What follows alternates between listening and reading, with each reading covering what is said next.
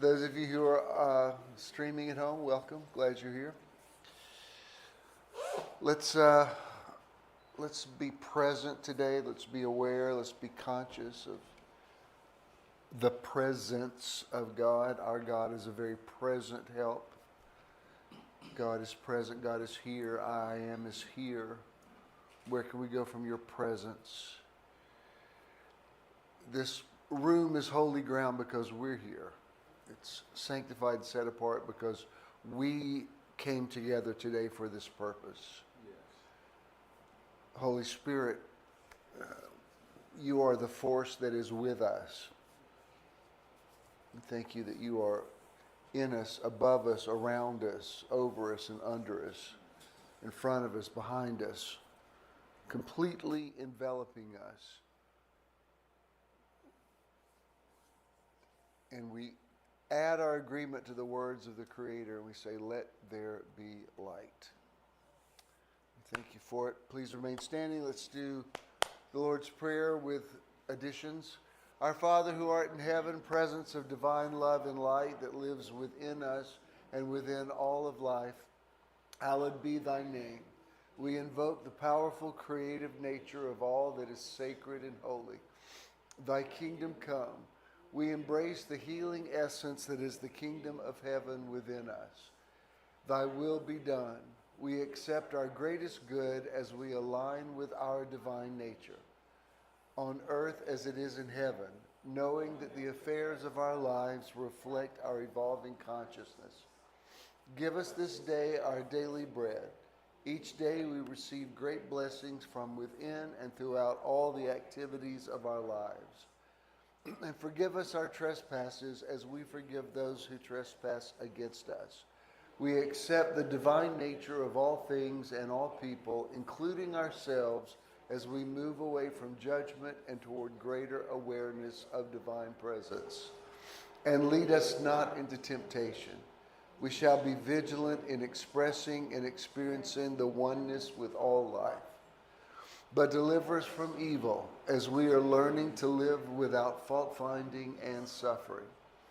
For thine is the kingdom and the power and the glory forever and ever. For we accept the consciousness of divine perfection with all its power and glory right here, right now, and forever. Amen. And so it is. Tell somebody you're glad to be sitting next to them. And then you may be seated.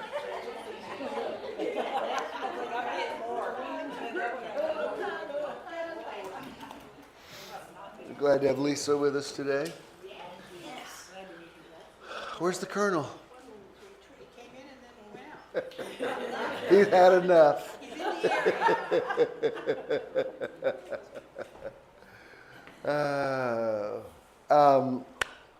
Again, thank you for being here. A couple of announcements. First of all, our outreach this month is World Central Kitchen. And one thing that attracted me to them is they're doing some things with feeding people in Gaza, because that's really an issue. I'm surprised more people aren't horrified by what's happening there. But anyway, it's better to light a candle than to curse the darkness. So we're candle lighters. Now listen, next Sunday, don't come here. We will not be here. We're going to be in, what's that city? Conyers? Yeah. I've heard of it. And come in.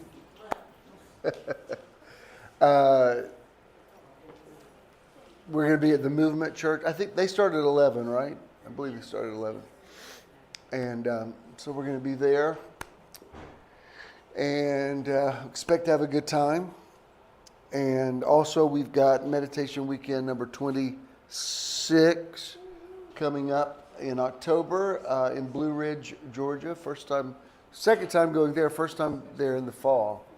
And it's Blue Ridge is a beautiful little town. What I'm believing, I can't believe people book this far in advance, but the train that they do, it's already booked up. Right? People are, but so I'm going to put it out there that something's going to work out because I would really like. They do a little train ride, in case you don't know, to someplace. Doesn't it go to where we were at Deep Creek? Does it goes to? I think it goes there, Bryson City. No. Anyway, I think there's a 4-hour trip and a 2-hour trip, but it's real pretty through the woods in the fall. So we're just going to believe it's going to work out, and we've already got a good group signed up to go. So this is going to be a good one. The beach ones are awesome, but the fall ones are incredible too. It's a totally different energy, and it's going to be fall, but believe me, fall still exists.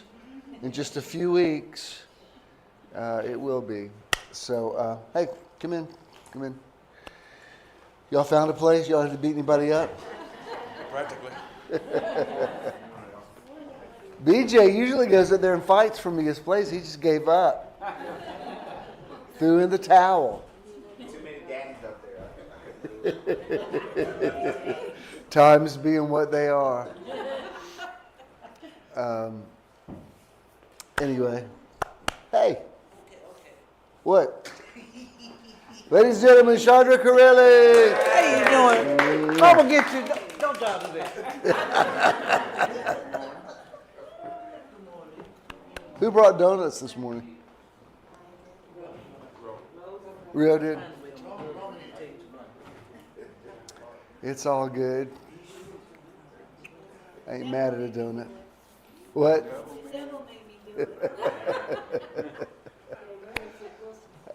Let's, Charles, if we can, let's do about a 5-minute meditation before we get into the Word. It's supposed to be the final installment of our series today, and then Beth wrote this week, she said, I can't wait for part 4. So we're actually doing part 3 this week, but maybe there will be so if there's a part 4, you have Beth to thank for it. She's spoken into existence. But there'll at least be a part 3, that's for sure. Have y'all gotten anything out of this? It's been good? All right, we're going to sit up straight. We're going to get relaxed.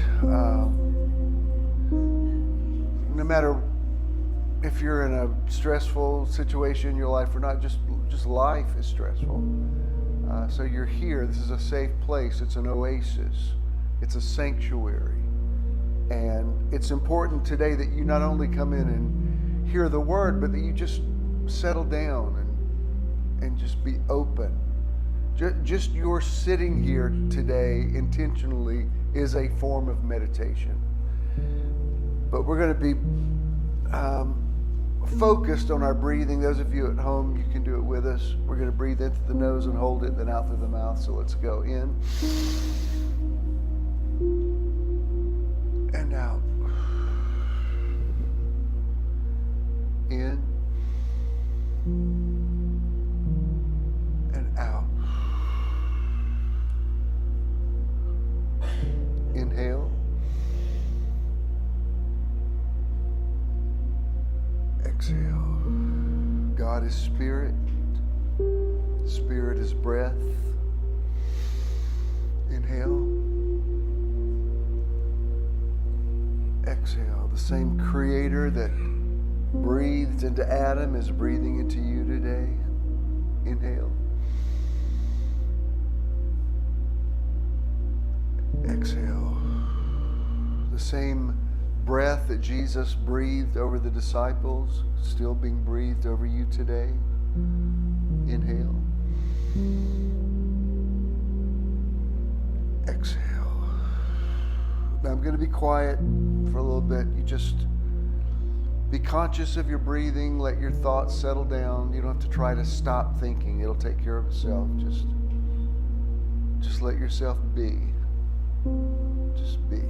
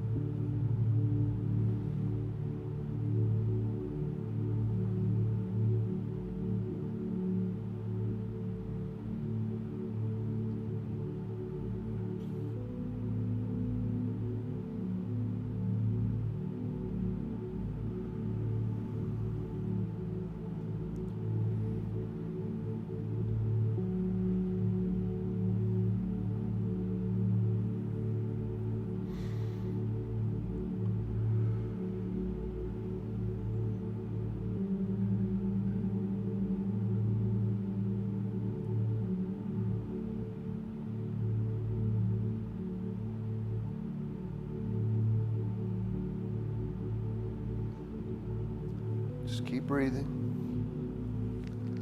Stay persistent in it.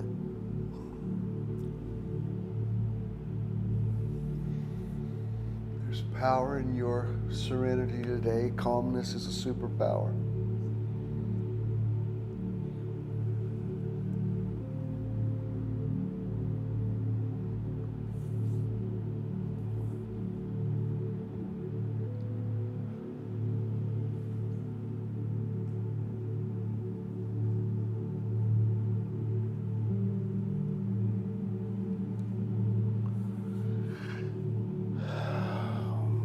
We're going to make some affirmations. I am present. I am presence. I am. I am peaceful. I am peace. I am. I am whole. I am wholeness. I am. I am healthy. I am health. I am. I am well.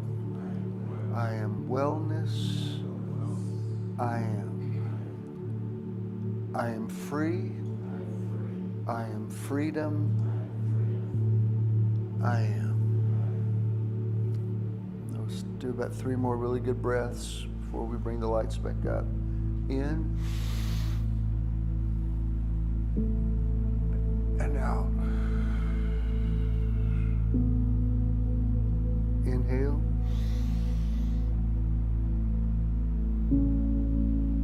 And exhale.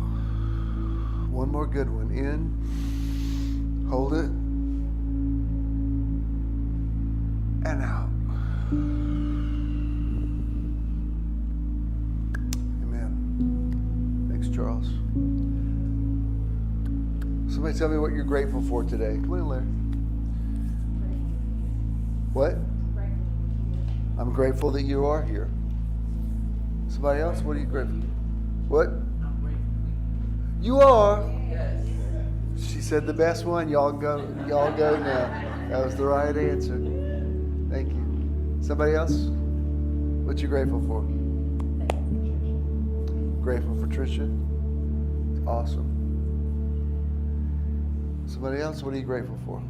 Grateful I woke up today. You woke up? We're grateful you woke up today too, I-am-ness. Anybody else? What are you grateful for? Grateful I got a parking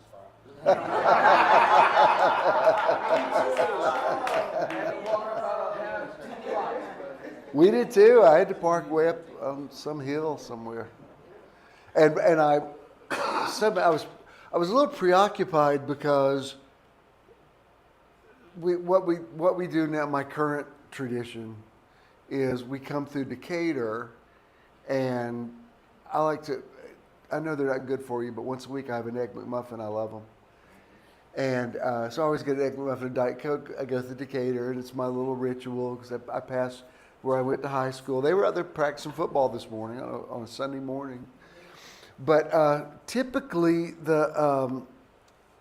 you just go to the second window. I mean, that's what I do every Sunday. So I get there, and the girl with a very bad attitude, because basically she just said, what do you want? I ordered. She goes, come around. I'm like, okay. So I get there, and she brings my stuff, and I said, so I blew the horn. I said, I need my card back. She said, I said you have to wait for your card. I'm like, no, you didn't. We always go to the second. So anyway, I said, excuse me, sorry. So I waited. And then she opens up and she goes, why did you come to the second window? You're supposed to pay at the first. I said, not normally. I come here every Sunday. And you know when somebody just puts a mojo on you, I had to I've got to shake this energy off because I was like, I'm wanting to, no, you didn't tell me to, I mean, so my point in saying that as to his gratitude is I was still thinking about it. You know, you keep thinking I want to drive back over there and say, excuse me, what was all that about? It wasn't even like she said, just for future reference, you pay at the first window, because I never have before. And it was like, why did you drive? I'm like, oh, don't be shaking your head at me. And I've never seen this. She was pierced like right here. So that I was looking at that. I'm thinking, doesn't that hurt? It was it was a lot to take in. So it made me, I just was preoccupied with it, and I turned off too early. Kid said, you turned on the wrong street. I said, oh, I sure did. I'm still thinking about that. And I couldn't find a way. I went all through. I saw where my first boss, I saw the street that's named after her family. I said, oh, this was Miss Trotty's. It's good we started early today because we took a little tour back here. So to your point, I was also grateful to find the street and then a parking space. Somebody else, and I'm grateful for that girl, whatever she's going through. God bless the girl with the bad attitude at McDonald's in downtown Decatur. May her day get better. Somebody else? I'm grateful that my commute was good today. I didn't have one. Well, don't go to McDonald's in Decatur. And if you do, you better pay. You better ask which window you're supposed to pay at. Exactly. What are you grateful for? I'm thankful for my home.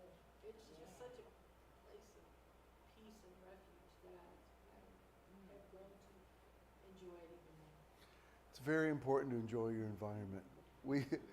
It seems like a small thing, but all that feng shui stuff, I really believe, like your environment does affect you.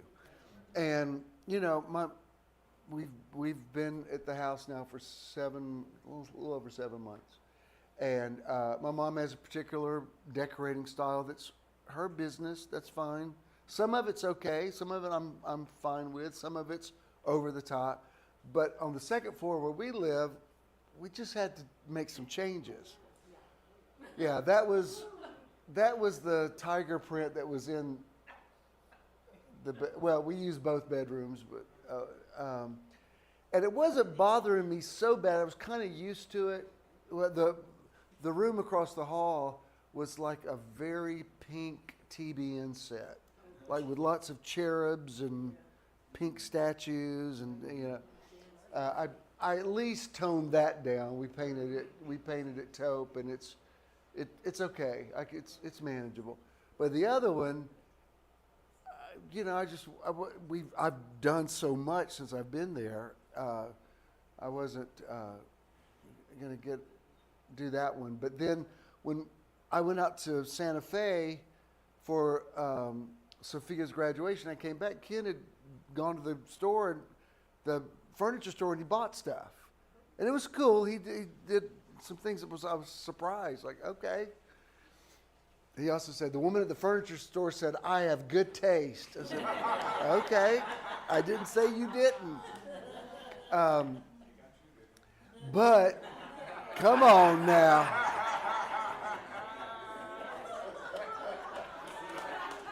Dr. Sheila, I may have a new favorite. But anyway, Ken bought this, it's like a wall decoration thing, but it had blue on it. And when we introduced blue, it started gradually changing the room, just little by little. Like it ended up getting blue sheets, and then we painted the wall blue. Well, then, once we did that, I'm like, I got to get this tiger out of here. It was not working.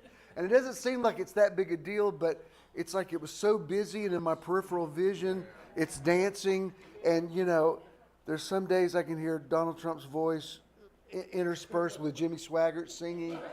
And I'm like, I'm in sensory overload. I was looking at the tiger print. I was like, God, in your mercy. But then we got new flooring in. It turned out really good. So my point is we're much more serene now. I didn't realize how much the tiger was stressing me out. And then I had people calling wanting the tiger carpet. I'm like, it's already been cut up, and you don't want that. Anywho, but I'm thankful for my home too. It's like turned out We're doing more stuff today. He's painting another little accent wall in the hallway today, so there'll be pictures tonight. You are doing that today. That was a slow nod. The very slow nod. All right. Come in, come in, come in. Now we can get this party started. I had just said, if Heather doesn't show, I'm canceling. Almost had to stay in my car and listen to you. Yeah, parking was definitely a challenge today. Thank you for not letting it deter you. In these previous two installments, before we get into it, does anything stand out? Vibrations. Yeah. What? Vibrations. Huh? Vibration. Oh, vibration. Yeah. Especially with me in the vibration, I mean, I could set my vibration to make it go. Like I was saying, my commute here had to start at home, me getting the right attitude, and that vibrated all the way here with the right music and everything. Well, I'm telling you, that's why it seems like it's a funny thing with the girl at McDonald's, but I literally I thought, I've got to shake this off because I'm not, I'm not the kind of person that sends stuff back or whatever. And it's just, I thought, why are you putting this weird mojo on me today? Because we're listening to good music in the car. Like, what's that about? But yes, you have to, which is what I'm going to talk about today a little bit. Anybody else? What have you gotten out of this? What? And she's right. To her point, it's like even at work, it has its moments where if you don't change your vibrations within yourself, you're going to let your outside vibrations affect you. So you're giving us the tools to go, and it's harder. We push back harder with our good vibrations. Now Yeah. it changes our dynamic around us. And what I've noticed is when things are going a little bit negative, you really have to arrest it because it starts vibrating more extremely.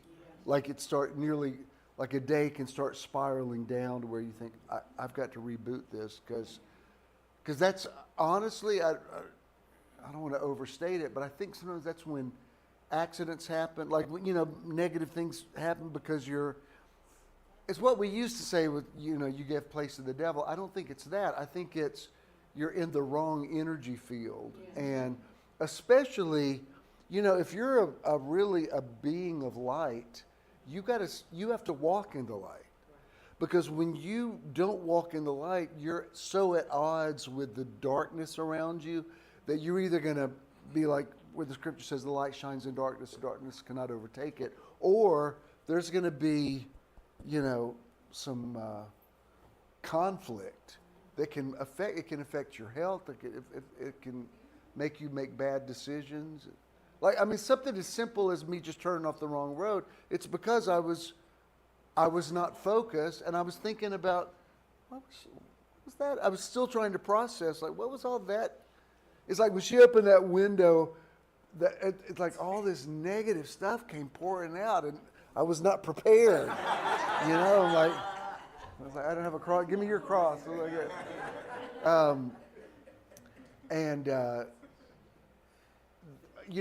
Not paying attention it was an inconvenience for us, but it can be deadly. Yes. What? Go ahead, Trisha. No, go ahead. So within a mile and a half from my house, looking at my face, I said, what, I'm happy today. Driving here, it told me it's taking me 20 minutes longer than normal. I'm like, I'm still going. I could have turned back home. 75 was hell. They're doing construction. Traffic here, parking. Yeah, right. I needed to be here. It's just changed. Because I said I was happy, but I don't even know why I said it. Right. But we predict a lot of what happens. Absolutely. Beach? So, I don't know if y'all probably saw, I had another tree fall What? at my primary residence. And I kept noticing that there was a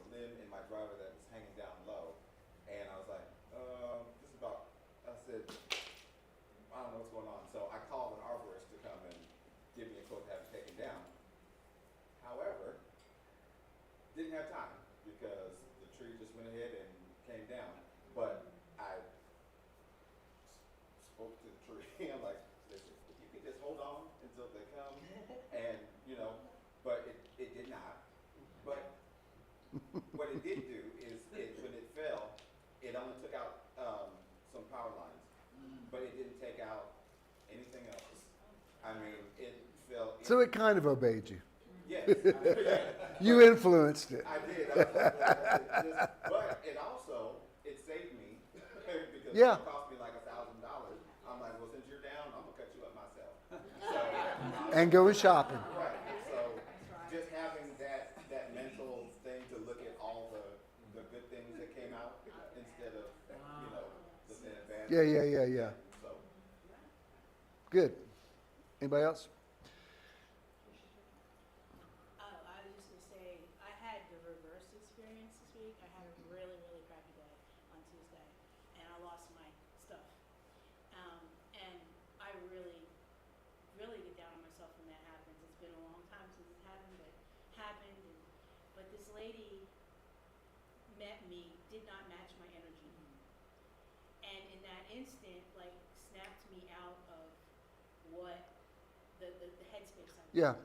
So frustrated. And we sat down, and she looked at me, and she's like, no more crying. She's like, breathe, and then she's like, hey, we're gonna fix this. Don't worry about it. We're going to fix this. You don't have to deal with this. I'm thinking, yeah, but you don't understand. That moment, like, it got my attention because I was so, like, in a negative place that I didn't take any time to breathe. I didn't take any time Right. to think about it. I just reacted. Right. And it was kind of cool to see how it worked on the other side. That Yeah. This lady didn't match my energy. She could have. Yeah. She could have gotten ticked with me and said, get out. Yeah. She didn't. She just said, let's go sit down. And I thought, yeah, I need to remember that. Yeah. Because and it changed my day. It changed the rest of Yeah. my day. And things got better from that point. It's just, It makes me, as you're saying that, it makes me think of that in Ecclesiastes where it says two are better than one, for if one falls, he will lift up his fellow. Like you need people around, people that can move you in the right direction. And it has to be a word in season. I posted about this, when I got back from St. Simon's, Mom met me at the door and, her first, she doesn't say good morning. She goes, I've got a headache. I'm like, hey, good morning to you. And so I got back. She says, I broke a tooth. And I'm like, and I'm back. But anyway, it started this whole, just getting elderly people in and out of medical buildings and up and down elevators. And it's a whole thing. So we go to the dentist, which that was a whole thing. And the dentist comes out and he says, she needs a root canal. I'm like, okay. So a few days later, we go through the endodontist. It's a whole thing. Endodontist comes out and says, she needs an oral surgeon. I'm like, of course she does. So then a few days later, it was 3 buildings getting her in and out. And by the third one, I didn't know where it was. And, I'm trying to do GPS. I'm like, where's the entrance? And, she's adjusting it's too cold, it's too hot, it's too cold, it's too hot. I said, which do you want? I'm just trying to find the building. Finally, I just turned the air conditioner off. Now it's too hot. I'm like, you're going to have to give me 20 seconds to find this place. And then I can't how do I get in? And I've got to get her down these stairs. And it's just, it's a lot. I know it's first world problems. I'm just saying it's a lot. And when I finally got her to that office, I walk in and right beside where you go to pay, it says relax. And at first it kind of ticked me off a little bit. It's like somebody telling you to calm down. You're like, don't, And then I thought, you know what? What the heck? I'm going to relax. I mean, it took me a minute to get my head around it. But I thought, it made me recalibrate and say, everything's fine. We made it. We're not late. She did fine. It's is what it is. And even on the little guy at the end who was giving me way more information than I needed. I mean, I was glazing over. But I said, the main thing I need to know is there any other way to get her out of here than trying to go back up those stairs again? That's my main concern. And he says, would you like me to take her out in a wheelchair and you can come? I said, yes, thank you. And I think it might have been because I relaxed. Do you know what I mean? It's like things are wanting to work out, but when you don't allow them to, you muddy the water. And it's a human response.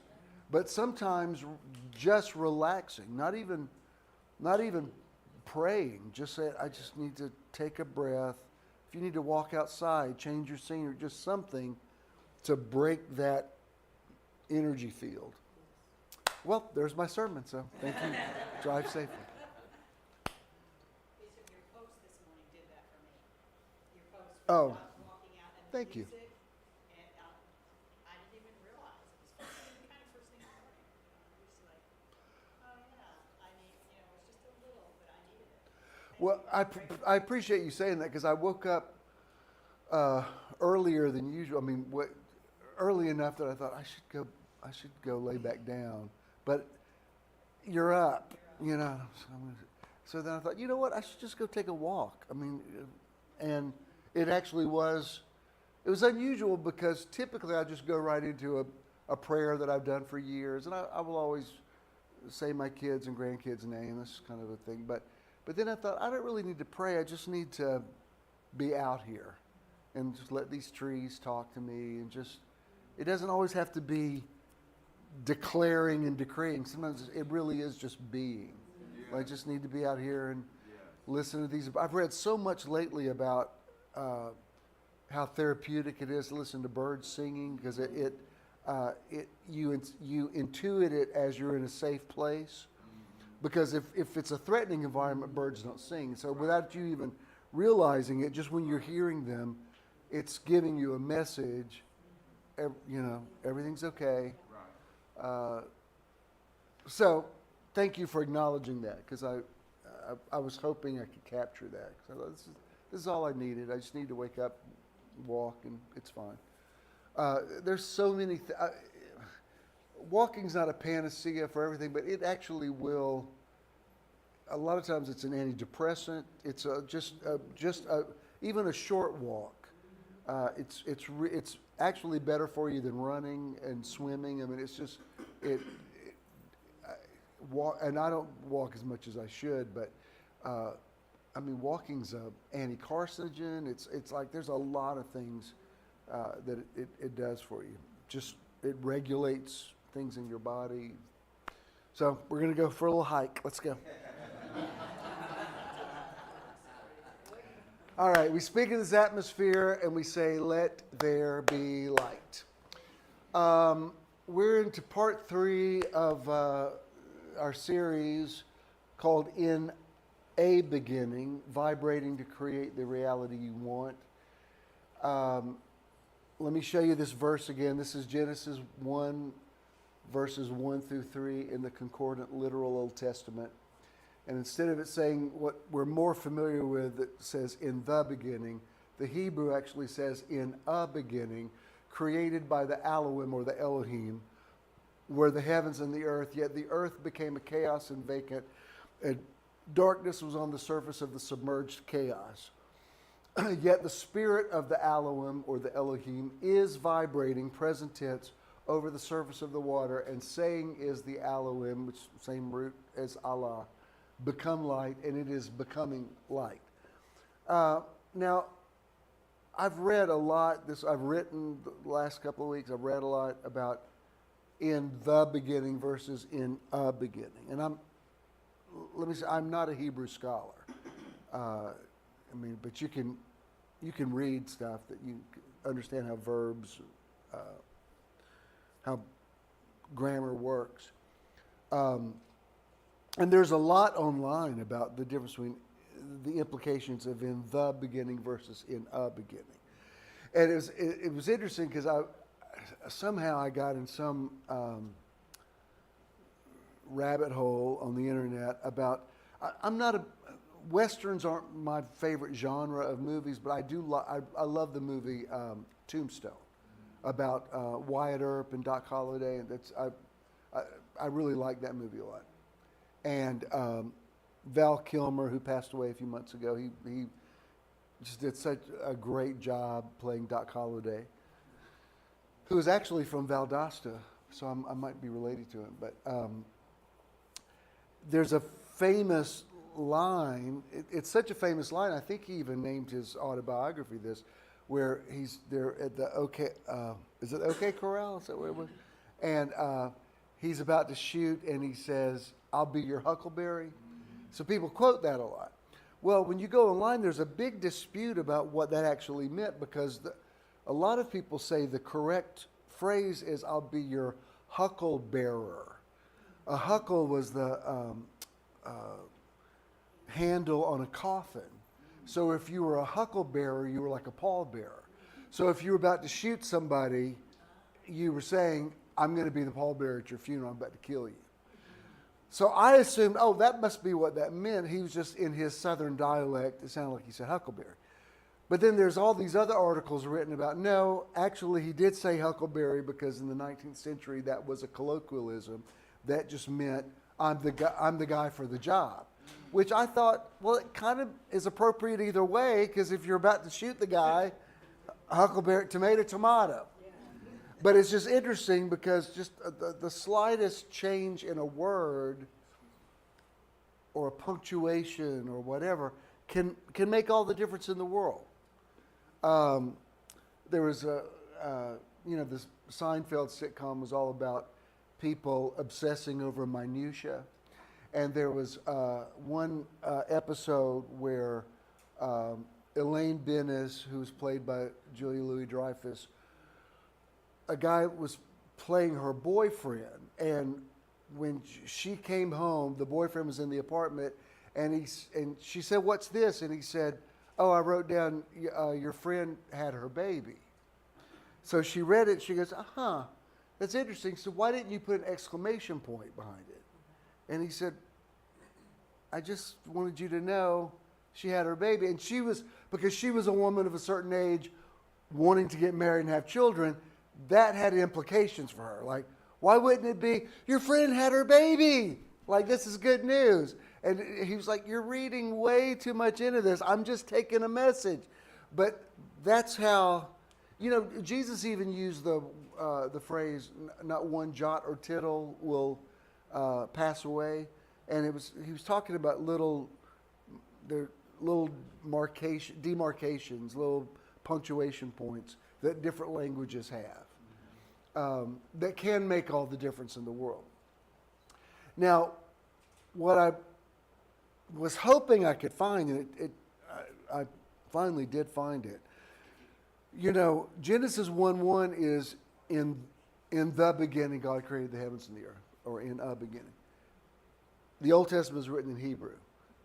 John 1:1, which the New Testament is written in Greek, says, "In the beginning was the Word."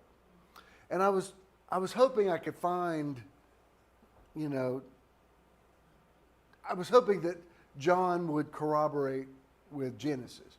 And I looked at the Jonathan Mitchell New Testament, which I love, and sure enough it does. The is not really in the Greek either, which I thought, all right, well, this makes my point even more. So I'm going to show you this. This is from boiled down from a meditation I wrote earlier this week. I said, "Trust the word that is written on your heart today. In a beginning, God, or the Elohim, created. In a beginning was the Word," John 1:1. And this is edited down because his translation of John 1:1 is an entire page. Because what he does, I always tell you this, he holds the diamond up to the light and shows you every possible facet of it could mean this, it could mean this. Because a lot of it has to do with context. That's why sometimes you can overreact to something that somebody texts you just because you don't understand the tone, what they're saying. like Jared and I had this come to Jesus moment a few months ago because I'd asked him to do something and he, whatever it was, he said back to me and I just said K. Completely benign. I'm just like, okay, that's fine. Because to me, K means okay. It brought a phone call. Like we got into like, and he said, "Let me explain." I said, "No, there's no problem. Whatever." I said, K. And he said, "What I read into it, because apparently it must be a generational thing among people of his age group. K is like very dismissive. Like that's what when you're fighting with your girlfriend, K is like whatever." And I said, "No, that's not what I'm saying at all. K is like."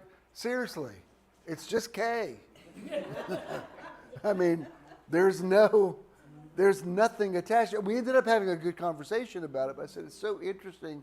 He said, I didn't want to leave it like that because it made me feel bad when you said that. I said, that's totally on your end because I'm telling you, it was just a very benign K because I'm not wanting to waste your time. I mean, I felt like we understood the agreement. K, got it.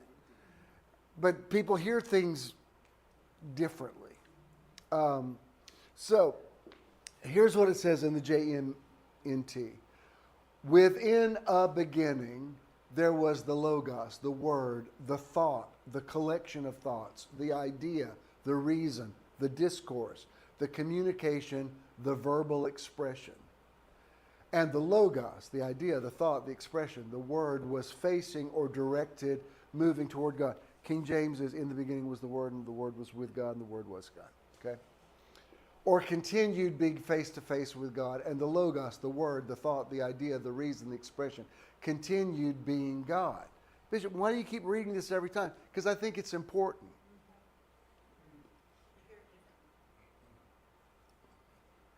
And you know I believe in God, but can I also tell you this? God is an idea. I hope I didn't just rock your world. No, Bishop, God's an old Jewish man sitting on a throne floating out of space. That's part of who God is, but that's an idea that people in the past, the way they visualized authority figures, they attached that understanding. That's a part of who God is, but God is much bigger. Can I tell you this thing that I've told you 5 billion times? Here's 5 billion and one, but it makes my point. The story about the man that lived in a very isolated little village. Nobody had ever left the parameters of the village. They had never seen the ocean. He'd always heard about the ocean, wanted to see it. So he, on foot, walks for days and days and days and days and sees the ocean. And he's so overwhelmed with the enormity of it, he wants to take it back to his village. He wants to show everybody what he saw. So he picks up a shell on the beach and he fills it up with ocean water, and very carefully, for days and days and days, he walks back, trying not to spill a drop because he wants his village to see the ocean. And he says, here's the ocean. Well, they saw something, but nobody was seeing what he was trying to show them. Right. Jesus said, I have many more things to tell you, but you can't bear them now.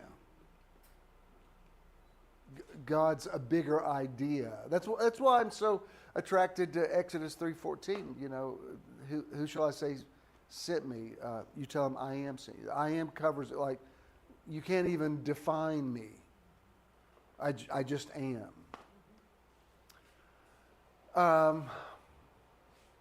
Or in the beginning, the collected and put aside and put side by side thoughts continued in progressive existence, and the collected and put side by side thoughts continued being a progression to God. Or in beginning. There's another translation, it's not even in a beginning, it's just in beginning.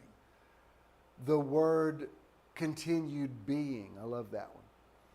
Then the Word was being directed toward God, and yet the Word was being God. So I went on to say, observe these very telling and descriptive words and phrases implied from the original language in this famous famous passage about the Word which became flesh. Before I finish saying that, let me just, you're mature enough to hear this now. Yes, I believe in God. Yes, I believe in a higher power. I don't want to ever throw away my Jesus take the wheel card, because sometimes you feel overwhelmed and you need. I mean, we were in the car the other day listening to somebody singing "How Great Thou Art," and I said it's such a great song, because what it's saying is, I see the stars, I hear the rolling thunder. It's overwhelming to me. So my soul then sings, my soul, my Savior God to Thee, how great Thou art. I don't want to ever take that away from anybody. However, I also want to say that I believe that Christ existed before Jesus was born in Bethlehem. I believe that Jesus embodied the Christ, okay? And I told you this last week. I even heard years ago, this would have been, 40 years ago, especially when I was listening to him a lot. We had Kenneth Copeland at our church, and he just very casually said the ancient prophets spoke Jesus into existence, which is very different from what I learned in Bible college. What I learned was he was always here, and he always had a plan, and he was crucified from the foundation of the world. But the more I thought about it, I thought, that actually does make sense. Like people that came out of the importance of blood sacrifice, I can see why an Isaiah would pick up that train of thought and say he was wounded for our transgressions. Do you understand what I'm saying? I'm not disrespecting the cross. I'm putting it in context. Jesus says, now are you clean through the word that I speak unto you. Do you understand what I'm saying? Like, I'm not saying it was unnecessary for Jesus to come and die on the cross. I'm just saying that I think Christianity missed the point. Why else would he say it's necessary that I go away? I'm in the news this morning, I'm looking at the president is wanting to build a $200 million ballroom on the White House, and I thought, he's not planning on leaving. I mean, he's turning it into Mar-a-Lago. Like, he's not planning on, I mean, that's not what somebody who thinks they've only got 4 years left does. I mean, I'm just, heads up. We may see January 6th again. Because he's not planning on leaving. And there might not be an apparatus to make him leave at this point. Jesus was just the opposite. They tried to make Jesus a king, and he ran and hid from them. My kingdom's not of this world. It's necessary that I go away. I came here just for 33 years, and then as soon as I can, I'm weaning you off of me. So I want you to realize you are me. When he said what we interpret as I am the way, it doesn't even, the is not even in the original Greek. What he's saying is I am, like the same way that I actualized, you have to do the same thing. Why else would Hebrews say, though he was a son, he learned obedience to the things he suffered? I mean, aren't there things that you've suffered that just, it's not the way you wanted to learn something, but you learned the hard way? Remember that? What gospel singer used to sing, I'm climbing up on the rough side of the mountain, meaning I'm going up the hard way. And we've all done that before, right? Anybody ever learned from your mistakes and said, well, at least I know how not to do that? And many times, I know when I've learned something by trial and error, I've heard Spirit say to me, that's why I was telling you that red flag I was giving you, I was trying to spare you from this. You could have just learned this by trusting your gut. But now I think we've learned a valuable lesson. Next time Your gut is saying, danger, warning, Will Robinson. Thank you for laughing at that. Kim Clement asked me to go. I preached for him at a big church up in Detroit years ago, about 5,000 people there, and I did that, and everybody looked at me blankly. I said, y'all never watched Lost in Space? And they were like, y'all didn't have Lost in Space in Michigan? Warning, Will Robinson, Billy Mooney, that none of this make, hello? I'm so glad you got it.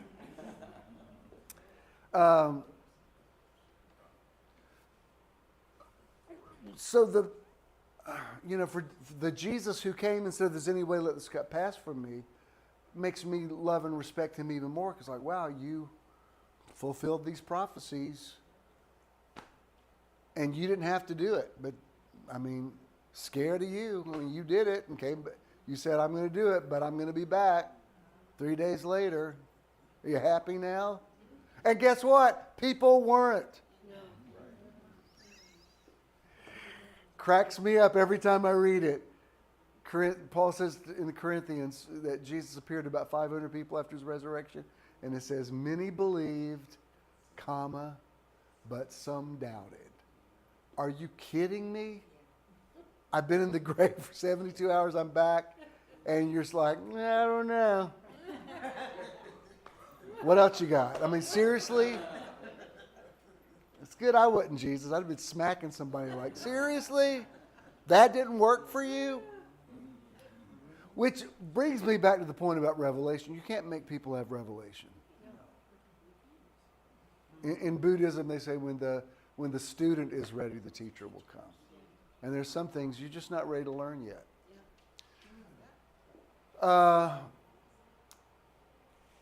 Observe these very telling and descriptive words and phrases implied from the original language in this famous passage about the Word which became flesh. The thought, the collection of thoughts, the idea, the reason, the discourse, the communication, the verbal expression, the continued existence of the idea, etc. Whatever that word was that John's gospel was trying to describe in human language existed long before there was any concept of a collection of books that we now call the Bible. In a beginning, the Theo-logic, that's where the word logos is where we get theology from. It means reasoning or the study of. In a beginning, the Theo-logic that was defined as the thought, the reason, the idea, the logic.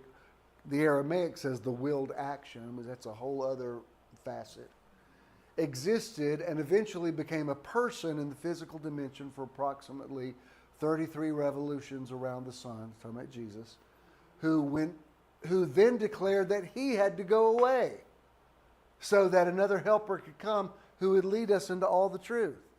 Groucho Marx had a famous song he used to sing, "Hello, I must be going." Because it's, "Hello, I must be going, da da da da da da da." It was the theme to You Bet Your Life that he had in the 50s. And it means I don't really want to be here, but I'm just going to walk in like I'm walking. It's like walking into a party saying we can't stay long. Yeah. So here are these prophets that prophesied about Jesus forever. And Jesus, when he came, it's a part of the Christmas story you don't hear a lot about, but babies were massacred because Jesus was born.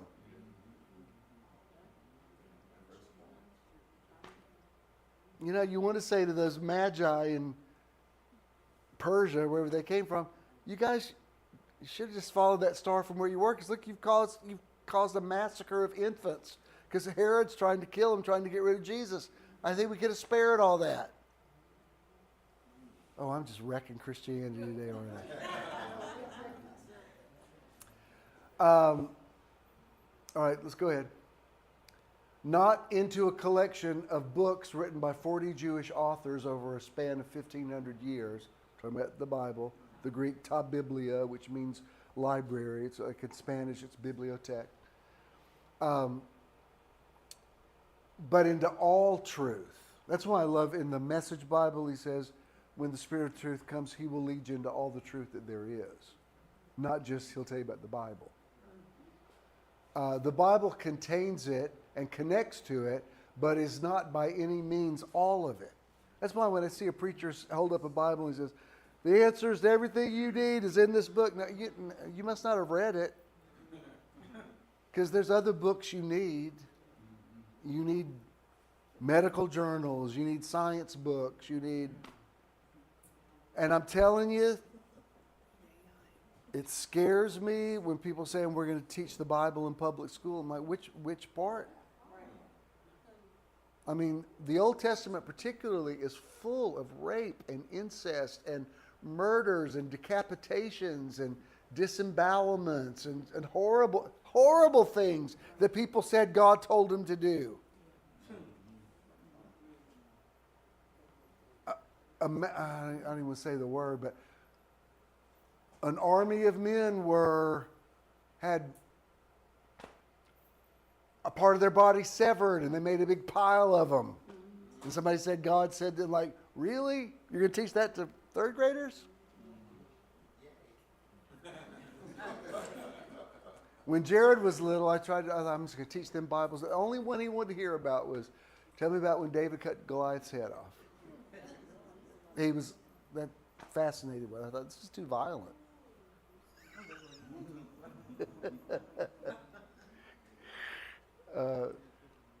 There were some people at a rally, I won't say what kind, and they were talking, the people at the rally were talking about the stuff that the deep state is wanting to teach in schools, and the reporter said, he said, yeah, I heard there's a book they're wanting to introduce about these girls that got their father drunk so that he could impregnate them. And they said, see, that's what's wrong with all these homosexuals. And they said, what book is that? He says, the Bible. It's the story of Lot and his daughters. It's in Genesis. And I tell you what, really... What? Well, what really... let me finish this and I'll make this point. Because it's kind of pertinent even this week to Dr. James Dobson going on to the other side. Because he's caused a lot of heartache to a lot of people that can be traced back to people like him and Bill Gothard. And what's that got to do with the versus it has everything to do with it. The is the beginning of fundamentalism. The is, this is the way it is. There's no alternate view. There's no wiggle room. In the beginning, the earth is 6,000 years old, period. There were dinosaurs on the ark with Noah. That's not a joke. You go to the Creation Museum in Cleveland, Ohio, you will see Tyrannosaurus Rex on the ark with Noah because they're trying to make it fit into the earth only being 6,000 years old. That's people who believe in the beginning. All you have to do is drive to the Grand Canyon. It's so steep. When we were there, he was taking a picture of me, and I had so much anxiety just sitting. I was like, take the picture, take the picture. Because it's a big drop down there. Fortunately, there was some lightning on it because he wanted to do that thing where you walk out on that acrylic bridge. I was like, oh, hell no. There's no, yawn on that one. But what's that got to do with creation? Because it took the Colorado River cutting through that rock, like 10,000 years worth of erosion is about that much. Yeah. So the earth's got to be millions of years old. It just has to. But if you don't believe in a beginning, you can't allow for that. The Word became a human being, not a library of books. And then that person said he had to go so that something or someone else could come. Man does not live by bread alone, but by every word that proceeds, present tense, out of the mouth of God. The Bible is not a preceding word. It can lead you to a preceding word. But when Moses and Elijah appeared on the Mount of Transfiguration, Moses didn't have the Ten Commandments with him then. And here's the point I was going to make. I find it deeply disturbing that so many evangelicals are obsessed with the Ten Commandments. They want to put the Ten Commandments on classroom walls. And I think, whatever happened to the two commandments? Have you ever read the words in red? Jesus said the entire law and prophets hang on these two concepts. Love God with all of your heart, love your neighbors, you love yourself. I even think there's symbolism in the cross, that it's a vertical and horizontal beam. It's a reminder. It's just two. And if we're going to go Mosaic, he got 10 on Mount Sinai, but by the end of the Torah, he had 613. So are we going to put all those on the wall? By the way, the Ten Commandments doesn't say a thing about abortion or gay rights. I'm just saying. The very fact that people are so obsessed with the Ten Commandments, and that some, I'm talking Christian preachers, will not preach the Gospels now. They say that the Beatitudes are too woke. It is the very definition of Antichrist. Jesus is too progressive for you? Jesus Christ is too progressive for you? You want to go back under Moses' law? So because of that, somehow I ended up last night, I think I'd even watched it before, but on Netflix, there's a series called Shiny Happy People. It's about Dr. James, not James, Bill Gothard. Some of you might be unfamiliar to you, but especially back in the 70s. And this is still a huge movement around the world. It's where Project 25 came from. There are people that grew up in that are running for political office now. They actually have an army that they're raising up. They believe that gay people should be executed. They're trying to take the vote away from women. And back in the 70s, I mean, that's all anybody ever talked about was Institute of Basic Youth Conflicts. Now it's called Institute of Basic Youth Principles. Back then it was that. I mean, everybody that came to my Bible said, "Oh, have you heard Bill Gothard?" So somebody bought me a thing. I remember I went to the Civic Center right over here, and I'm sitting there all day long. There was so much Old Testament, so much Leviticus preached. And it was all about, like, he brought a child up on the stage to show you how to spank them, which was very creepy. And even back then, I was like, this is depressing me so much. And he's talking all about, I mean, he's so Levitical. You know, Moses said, when your wife is on her menstrual cycle, to put her outside the camp. So if you're going to believe that, women, when you're on your time of the month, you should go sleep in the garage if you're going to be Mosaic. Y'all think I'm being hyperbolic here, but I'm telling you, there are people, as I'm saying this right now, there are people preaching this who deeply believe this. So I remember that day, he's going on and on about how you have to whip your children, you have to whip your wife, and he's using scripture for all of it. Spare the rod, spoil the child.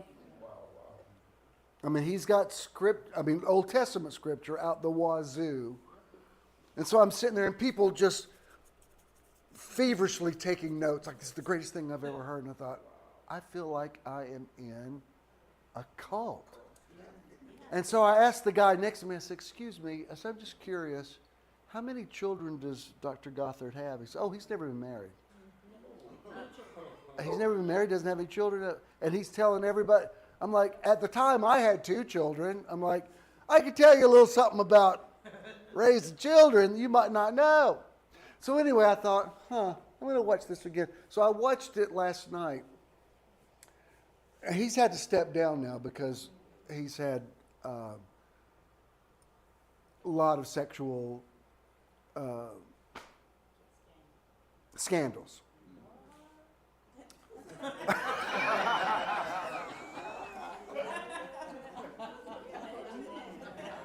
With underage girls, and he came in. He went to see his grandson. And when he came in, he said, "What do you watch?" As I was telling him, he said, "This is about the Epstein." I said, "No, this is a totally different group of pedophiles."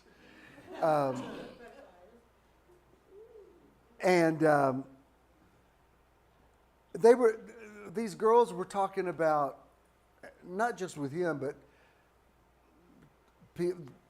times they had been raped and things that had happened at these Bible camps, and they were trained early on. Don't say anything because you can't disrespect men in authority. Men are the ultimate authority, and I honestly wasn't even familiar with the scripture. I had to look it up, but they have a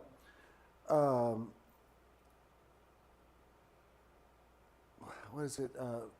A cry out law. Because Moses says, Moses was obsessed with rape. It was just unbelievable. He said, well, that's why every time I do a same-sex wedding, I think I said it at y'all's wedding, I said, there will come a time where I don't have to say this, but I'm going to say it now. Right. People say, we believe in biblical marriage. Really? Do you? Let me tell you what biblical marriage is. It's a man having a harem. And Moses said, if your daughter is raped, you can sell her to the rapist at a reduced price because she's not as valuable because she's spoiled now. That's what Moses said. I know y'all get creeped out when I say this. I'm telling you, it's what the Bible says. We're a Bible-believing church.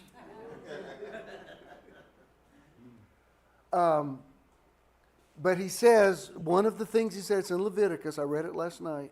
I wanted to make sure. He also instituted abortion, just so you know. There was a drink they had that if a man thought the baby of one of his concubines or wives was not his, they would bring her before the elders, and she would drink this stuff that would cause her to miscarry. And if she didn't miscarry, then they would assume it was the man's baby. I'm telling you, the Bible is written by misogynists. It just is. Which is why it was so radical for Jesus to come along and say, oh, her sins, which are many, are forgiven because she loves much. Or you know what is really amazing? Mark chapter 5, and I'm getting back to the Netflix, but hang on. Mark chapter 5, the woman with the issue of blood. If you go, Moses had all kind of horrible feelings about the normal things that women's bodies go through. And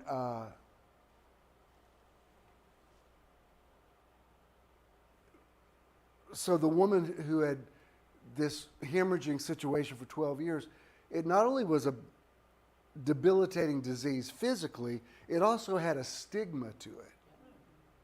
You were considered, she nasty. That's what that was. And does anybody know after Jesus, she touched the hem of his garment and she was healed? Does anybody know what he called her? Daughter. He called her daughter in front of Jairus, in front of everybody. Honestly, that was as big a miracle as her being physically healed. Because it was so radical for him to call a woman like that daughter. Now, some people aren't going to like that I say this, but Jesus was a feminist. He just was.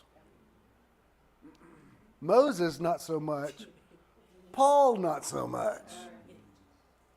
At least Paul finally got to the place that he said, all right, in Christ there's neither male nor female. I'm like, oh, Paul, that must have hurt.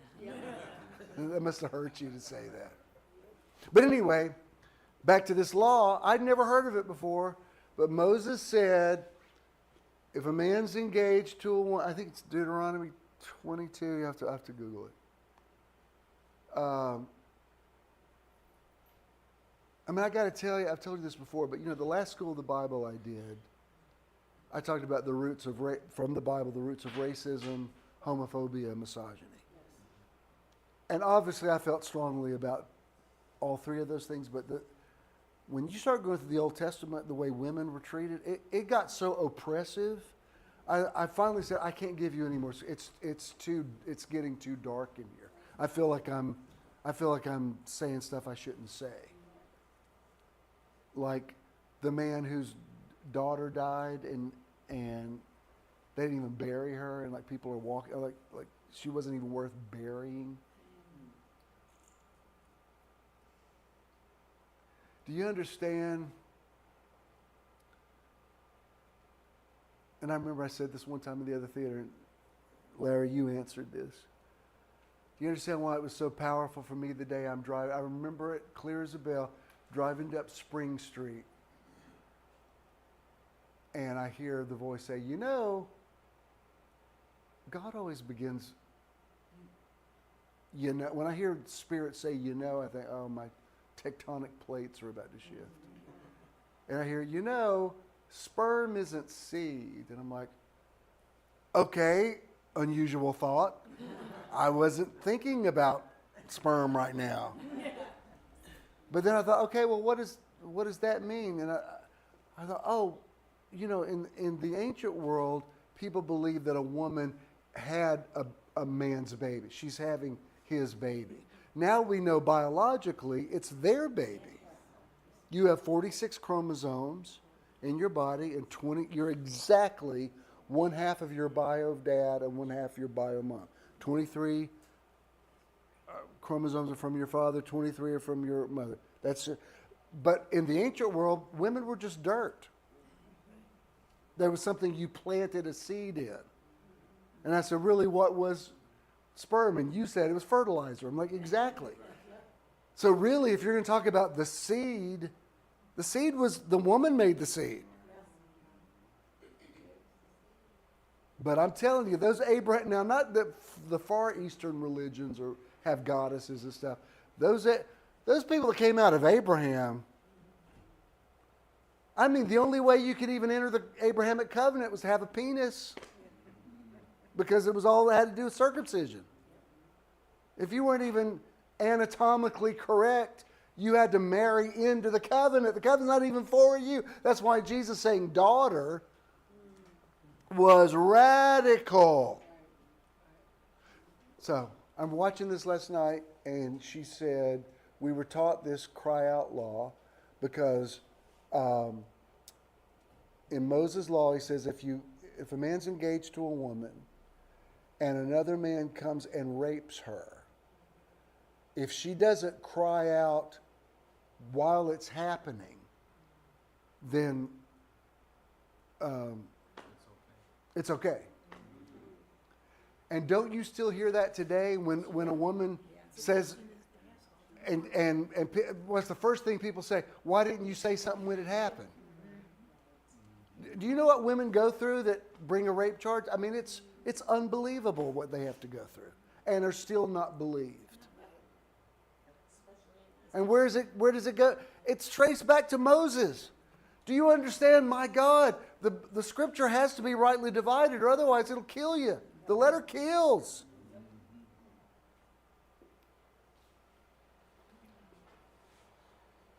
That person, talking about Jesus, was called the firstborn among many brethren.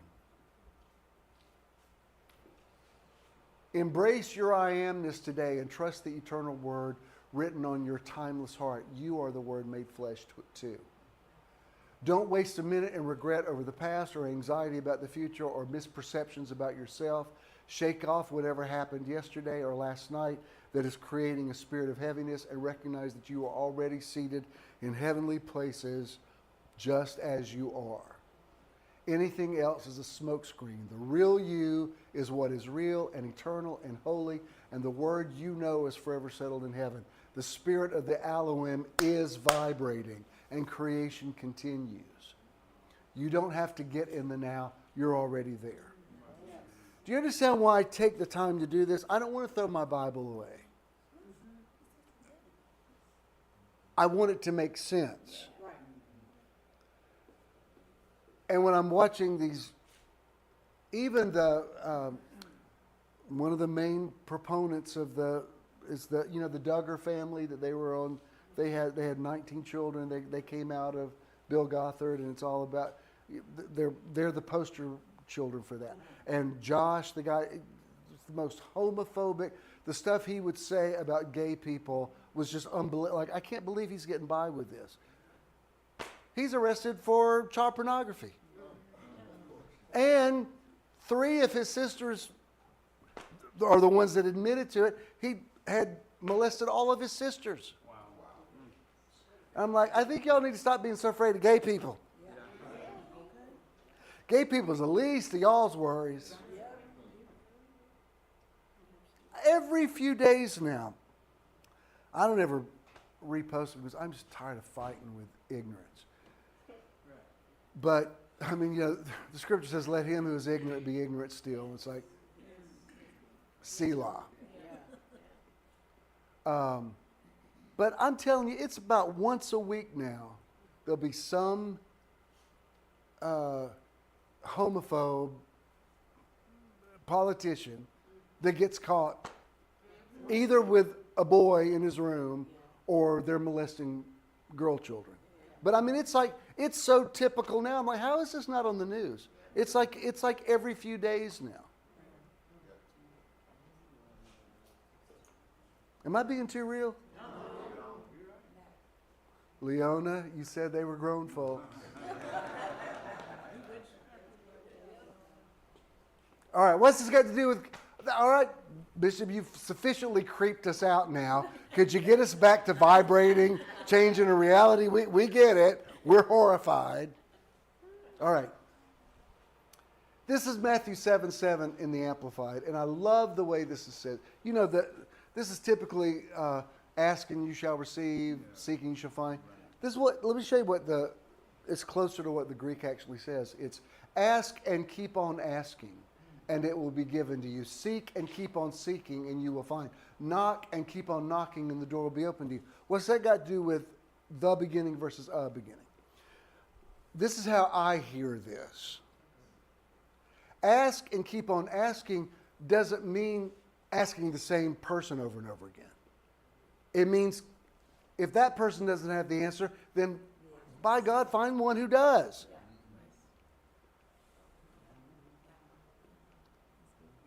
Knock on the door. That's why I love that Jesus said, I give you the keys, plural, of the kingdom.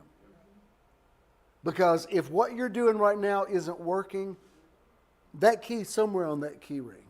And you say, it's not that one. And that one didn't work, but by process of elimination, I'll kiss enough frogs till I finally get a prince.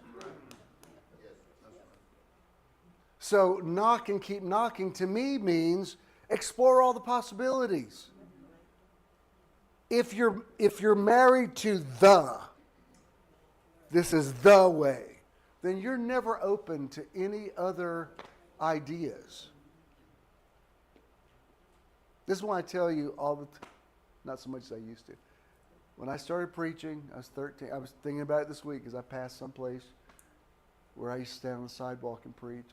And I'm trying to picture, like, what would I have looked like at 13? Crazy. Something must have been protecting me because I was so outrageous. And the stuff I would say to people, like, I can't believe I never got smacked by somebody. I don't mean kissed, I mean hit. But what I always say is, you should have met me then. In 1972, I knew everything. It was amazing. I don't know where I lost that information because that guy knew everything. All right. Can I ask a question?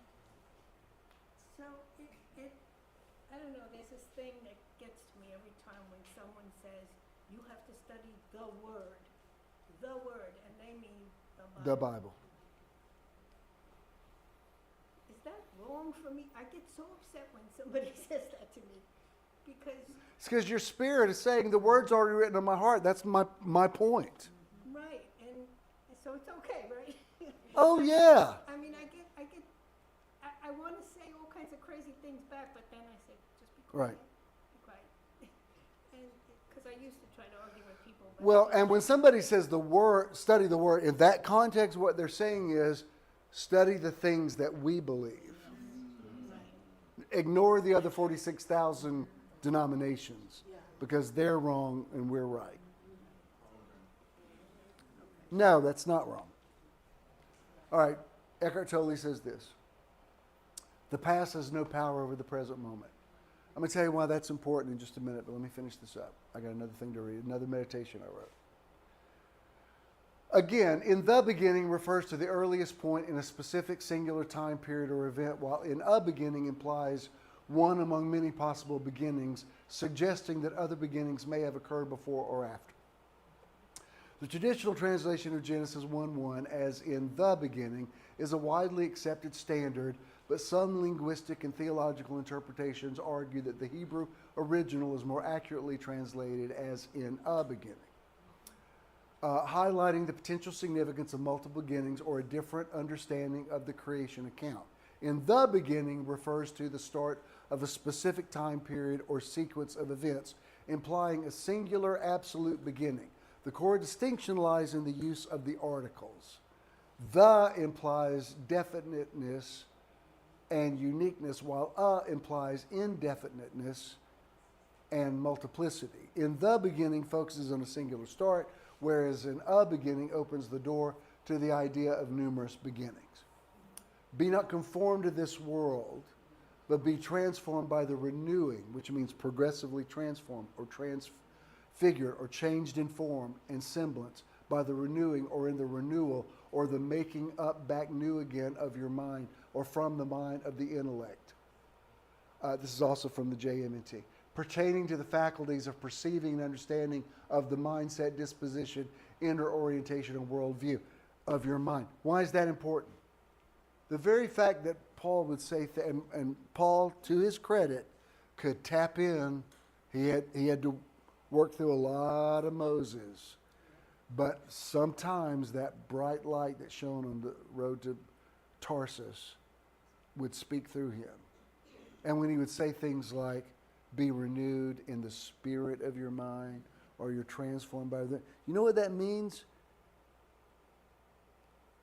Sometimes everything that you thought was the truth needs to be completely inverted. Because what you thought was the way things were is not the way things were. And let me tell you something, the truth makes you free. It'll also make you disoriented.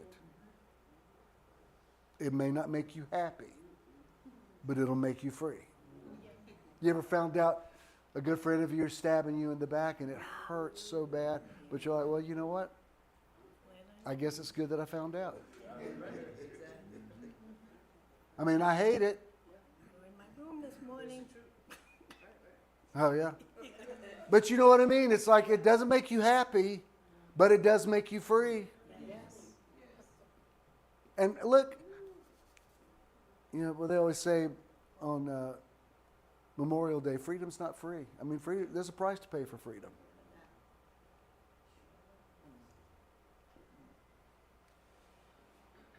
In a beginning implies the possibilities of rethinking or reimagining your reality. The tree of the knowledge of good and evil is finite, binary, and either or. The tree of life is all-encompassing. It's where all things are possible. Do you know what's wrong with all things are possible? Anything's possible.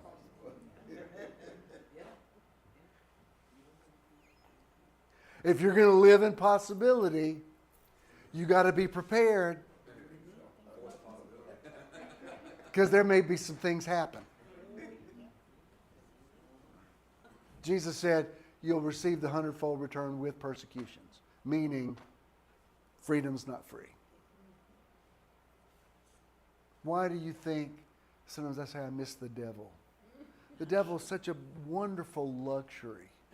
I saw a relative of mine just this week preach about, real strong about the devil. And masses of people. And I thought, boy, those people eat that stuff up. Because it takes all the responsibility off you. It's never you. It's that old devil. It's a luxury. I miss him.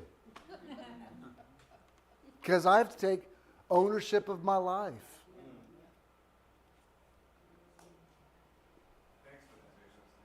What's that? To understand this, you must be born again. And again, and again, and again. Being born again is not... No! That's not at all what Jesus was talking about. He said it's going to be like being in the womb again and starting all over. It's deconstructing what you thought was the truth. Not everybody can handle it. The good and acceptable and perfect will of God simultaneously coexist. When Jesus revealed that John the Baptist actually was Elijah, he prefaced it with the words, if you can receive and accept it. You know the only other time Jesus said that I can think of is in Matthew, where a lot of people think he's talking about gay people. I don't necessarily think that, but it's when his disciples come to him and they say, because under Moses' law, if a woman's husband died, the husband's brother had to take her, make her a part of the harem. And so they said, his disciples said, are we going to be married in heaven? And you know what he said? He said, not everybody can bear this.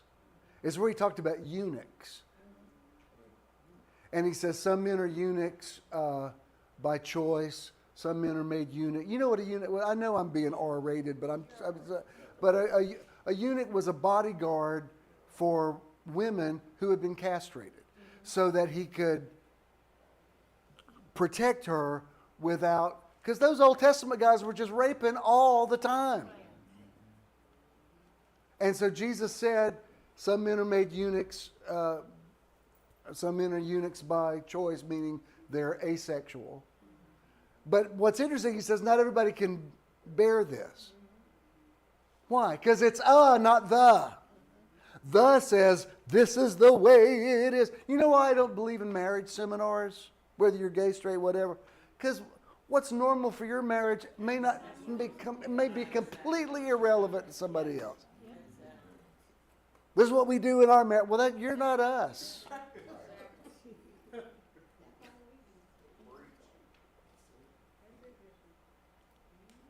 I mean, I've read marriage manuals and stuff, and I've thought, whoever wrote this must not have counseled with a lot of people, because this is the most surface. Like, all you need to do is buy her some flowers. Like, buddy, there's stuff that people do.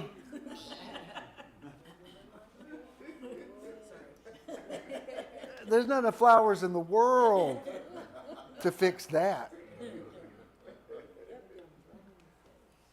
I remember since I've gone here, counseling with this beautiful young married couple, had children, and not only had the guy cheated on his wife, he had filmed it and left it on his computer. So she didn't just find out that he was sleeping with somebody. She saw it. And when she told me that, I just looked at him and said, dude, I don't know how you're going to get out of this one. I mean, good God. I mean, just me as a guy was thinking, what the hell are you thinking? I mean, I know this is what I'm supposed to say, but if you're going to be sneaking around, why did you video it? And why did you, I mean, were you wanting to be found out? He says, no, I'm devastated. I'm like,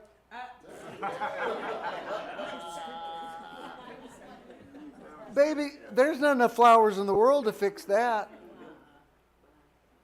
I mean, the last I heard, they figured out some way to get past it, but I'm like, okay. But that's,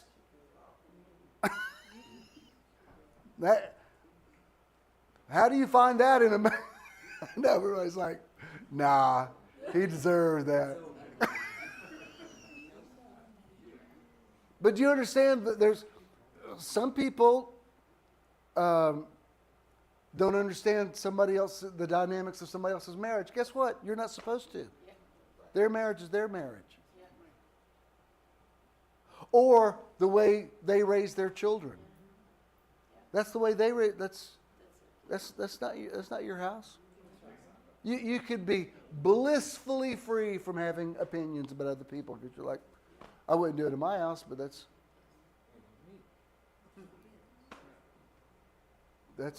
y'all's house. Do you understand why? Somebody asked me what you're saying. Like, I'm anti-abortion, but I'm pro-choice. I understand all the problems with it.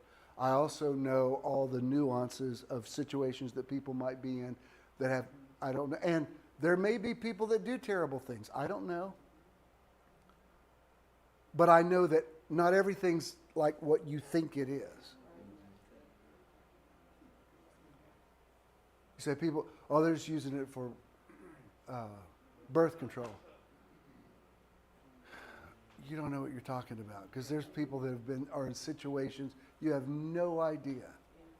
And you can hate abortion, you can say I would never commit it, but there needs to be an environment where people can make their own decisions about things. I know, listen, a lot of people won't say that. I'm going to say it. And of course I'm creeped out by abortion. Of course I hate the idea of it. People say, do you believe life begins at conception? I think life begins before conception. I think we're alive before we get here. Oh, y'all didn't know y'all were signing up for all this today. Bishop, what did Bishop talk about today? Rape, incest, and abortion. There's no scripture song for that.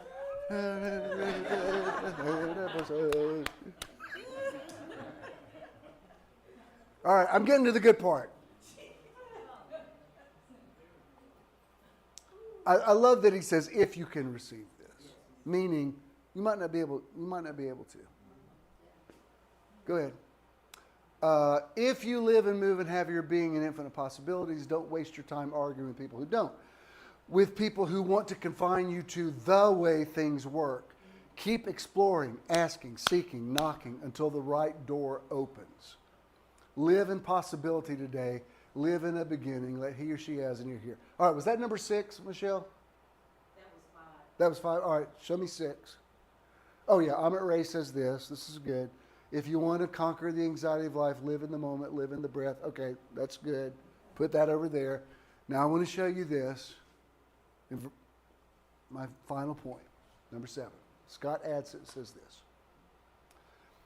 In an infinite multiverse, there is no such thing as fiction. All right.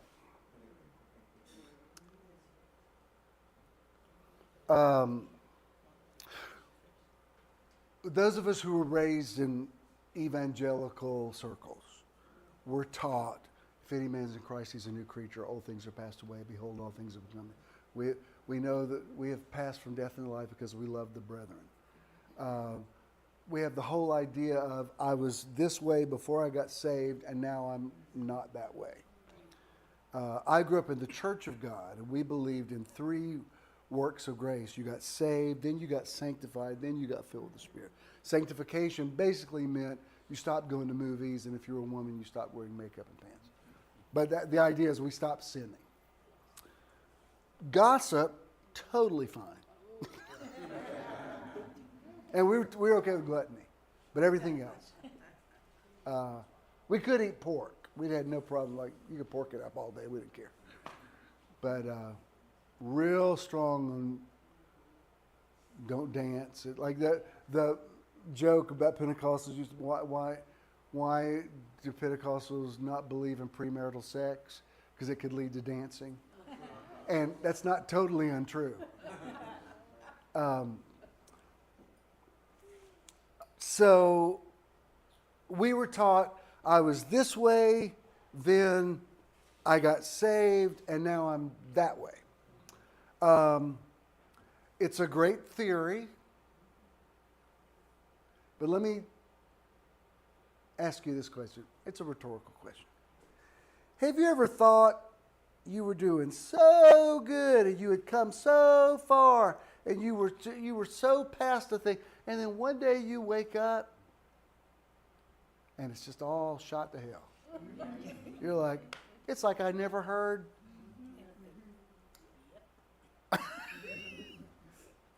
And you think, well, what happened? May I present to you the possibility that everything's true. Every person you've ever been is still alive and functioning in another dimension. Y'all still with me? Yes. Let me pose it to you this way. Y'all got a few more minutes? Yes. All right. I have cable TV. Our provider is Xfinity. Xfinity's got probably about 1,000 channels on it. And then there's this whole other thing where you can, like, they've got all these movies. Some of them are free. Some of them you can rent. There's all kind of stuff on there. Infinite possibilities. Plus, I have all the platforms. I got Netflix. I got Max. I got Amazon Prime. You can't believe how much time he'll tell me, hey, the guys at work said so-and-so is good. I'm like, what's it on? I don't know. We can't find it.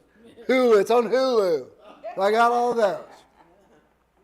And I love, if there's a good series, I love to binge watch it. There's a few things we've watched. I'm like, let's don't tell anybody we watched this one.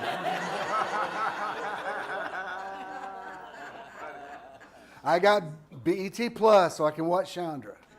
I got, I got lots of options. Some of them, I had Paramount, and nothing going on, But the ones, I like that because I might want to, like the thing I watched last night about Gotham that was on Netflix. But for the most part, I basically watch 3 channels. I mean, I know you're going to be shocked at this. I watch MSNBC, sometimes CNN. I watch a lot of Turner Classic Movies. That's probably my favorite channel. Love old movies. I watch a lot of YouTube, and I watch the Bulwark podcast. I always, because they do several a day, and I always check in with them. I like those guys. And I hear there's some providers now that will let you tailor make. These are the only channels I watch. Now, you can go down one floor. My mom's on the same provider. It's Fox News and TBN and whatever she can find Jimmy Swaggart on. They're both coming out of the same provider. If you were an alien from another world and came and said, which is the reality, you think, well, those two people live in 2 different worlds. There's probably 5 or 6 different ESPNs. I've never looked at one of them. I watch the Super Bowl every year. We always watch that. And if it's an Atlanta team, like if the Braves are doing the World, we'll watch that. Sometimes he'll watch a Georgia game when it gets interesting toward the end of the season. But that's completely lost on me. Like somebody said, we're taking all your ESPN out. I'd be like, I wouldn't even notice. Sometimes if I'm at home in the morning, I'll watch the morning shows. I like to watch The View. They're on hiatus right now, but I'll watch some of those things. But basically, it's 3 channels. But all those other possibilities are there, and they're airing 24 hours. There's R-rated stuff. There's X-rated stuff. There's all kind of stuff that's right there. Like, if I wanted to see it, I could see anything in the world. I could see violence. I could see Discovery Channel. I could see the History Channel. Which is true. They're all true. May I suggest to you that you need to stop focusing so much on trying to change and just find the right channel? Or I could say the right vibration and turn over to that channel and to say, this is my reality.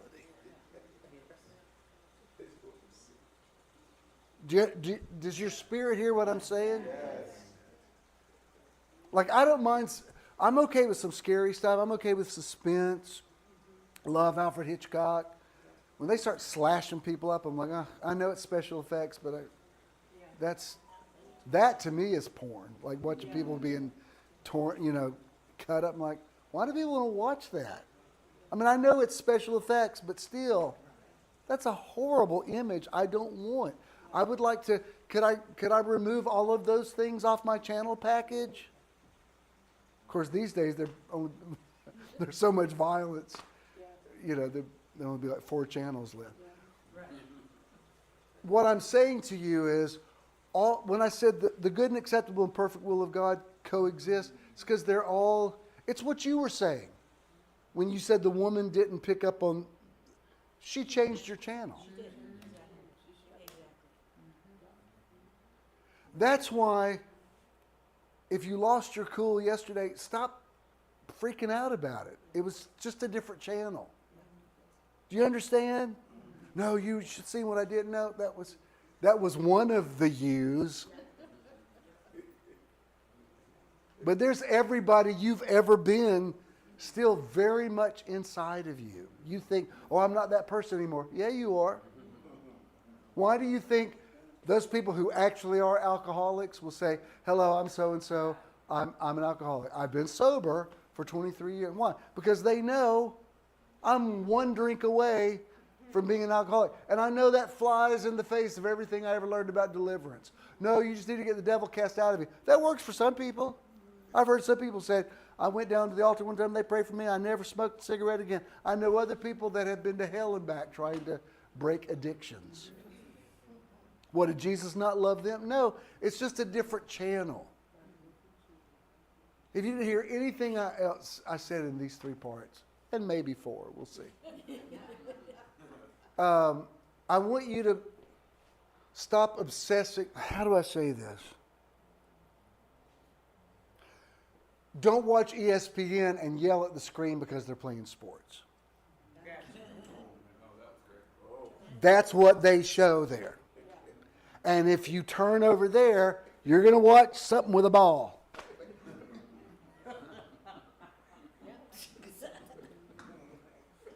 Right? That's what they show.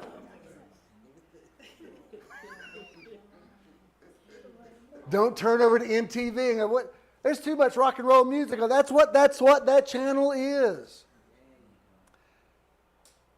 What's that got to do with me, Bishop? Because you know what? There's the petty you channel. There's the vindictive you channel. There's the childish channel. There's the selfish channel. And guess what? I'm old enough to remember, I'm not so much a late owl now. But I remember when I'd sit up and oh, please, TV, don't go off. And I hated that when they played the Star Spangled Banner and then it would just go to fuzz. I'm like, I remember the first when Ted Turner was then Channel 17, and it was 24 hours a day. I mean, I would just watch endless Andy Griffith reruns. It's like, you just watch TV forever. Of course, now it goes on all the time. That's why there's so much bad news, because you got cable news is trying to fill up 24 hours of stuff, so you get a lot of junk. But if you can't sleep in the middle of the night, guess what? You turn on your TV, there's people talking. I've told you this before, but I remember one time after my little 15 minutes of fame was kind of settling down, I lived in Covington. I was asleep on the couch. The TV was on. I opened up and I thought, it sounds like me talking.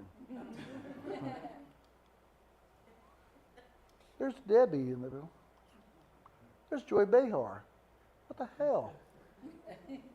And they were replaying the interviews. I mean, I sat up, I said, oh my God, did I stand up in front of church and come out publicly? Well, I mean, I freaked out. It was months later, but I was like, what was I thinking? I'm going to lose everything. I should have stayed in the closet like all these other preachers in Atlanta. I shouldn't have said that. Not all of them. A lot of them. But I couldn't believe it. I was like, what? And I remember the night they played that, we were in New York, and they played a clip of it in Times Square. And I thought, well, I'm out now. When you're out in Times Square, that's about as out as you're going to get. But for just a few minutes, I totally forgot it. I'm like, am I hallucinating? What was I? But my point is, have you ever, and this is why vibration is important. You lose your cool and you're freaking out about something. You're like, how did I get here? Like an hour ago, I was totally chill. Yeah. Like just a few things can happen. Why? Because that channel's going 24 hours a day. You got to get back on the right channel. The reality, all of your potential realities. I remember, I've got to shut up, but the property that was next door to where Church in the Now was, the guy that owned it had lost that property in a gambling debt. And his widow still lived there. She moved next to where Debbie lives now, where Bo and Shirley used to live. But we flew to Las Vegas to talk to him about that property when the church was real big. The guy that owned the really famous Horseshoe Casino, it's part of the original Las Vegas. And we go meet the guy, and he says, what exactly do you want? I said, well, what I want is for you to give me the property. That's what I would want.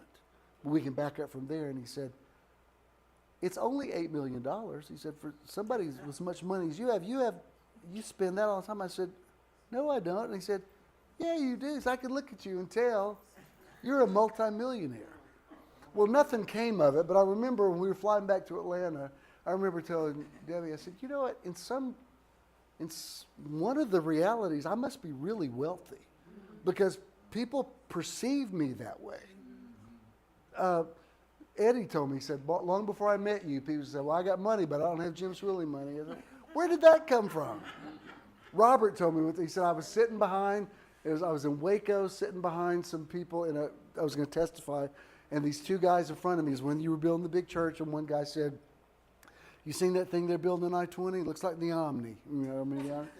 And the guy said, yeah, I've seen it. He said, one thing I can tell you, every bit of it's paid for before he turned the first, and nothing could be further from the truth. He said he's got like 20 or 30 pro athletes in his church. They're all putting millions. I'm like, no, he doesn't. And they're not putting in millions. But I'm like, in one of the realities, I must be a high roller.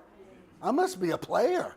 I'm like on that analog thing. Like, where's the rich channel?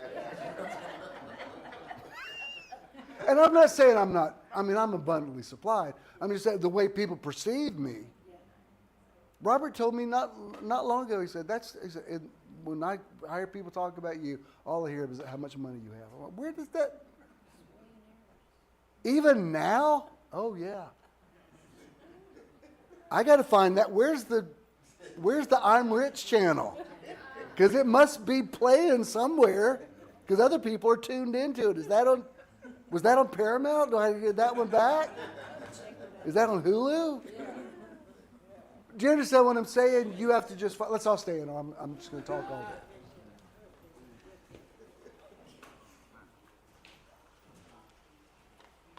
I don't know. I'm not going to make it. There may be there's so much to this. What'd you say? Well, it's like being out in a rowboat in the Pacific Ocean. Like, this is really, there's a lot to this. And I'm not saying it's not possible to change or evolve. I'm not trying to take that away from you. I'm just saying you might need to rethink how reality is manifested. Michelle, run the outro or I'm never going to shut up because I can't stop talking. Contributing to Metron is quick and easy. You can give any time using any smartphone.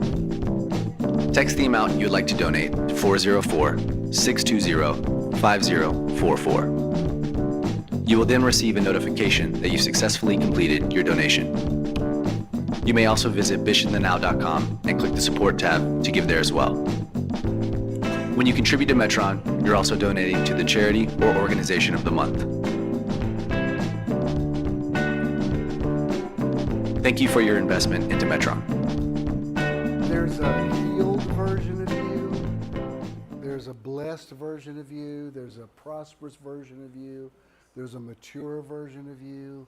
All of those yous is a part of you. You have not only the keys of the kingdom, you have the channel changer of the kingdom.